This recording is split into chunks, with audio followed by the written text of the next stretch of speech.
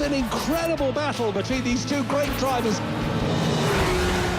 It's always challenging to find two people that can compete with one another, that can raise each other's game, not only in the film as characters, but on the set. And these two actors challenge each other for their best performance. I have the track record here.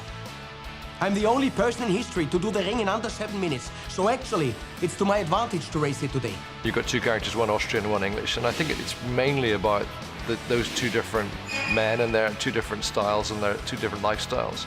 But it also happens to have this amazing backdrop of motor racing. Fine, then let's race. We meet James in around the 1974-75 period when he's racing the F3 cars, and then the film tracks right up until the end of the 1976 season, which is where the final rivalry comes to a great dramatic head. I can beat this guy, trust me. He's consistent, dependable. The focus is really on that dramatic season in 76 with Nicky's crash. And yes, on the rivalry between him and James Hunt. I accept every time I get in my car, there's 20% chance I could die. And I can live with it. But not 1% more.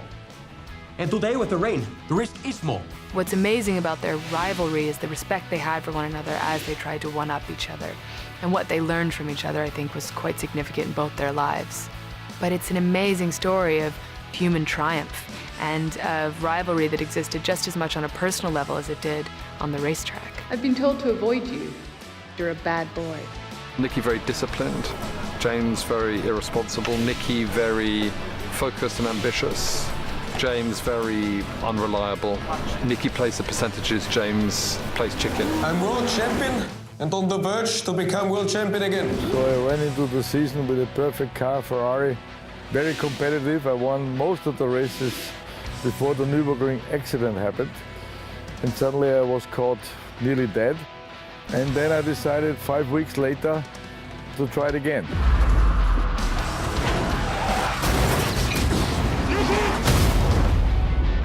I think that audiences will be drawn to the fact of how sexy and wild and crazy it was in the 70s. You know, it's a little more technical now, but back then those guys were risking their lives every time they got in those cars. Talk to me, James. Don't make a stranger of me. Don't go to men who are willing to kill themselves driving in circles looking for normality. Even at the moment it was occurring, they were such opposites, and they really represented two ends of the spectrum. Of course, this makes for great drama, it makes for humor, and given the world that they exist in, I thought it made for a very fresh kind of character story. The closer you are to death, the more alive you feel. Two great drivers. It's a wonderful way to live. Incredible battle. It's the only way to drive.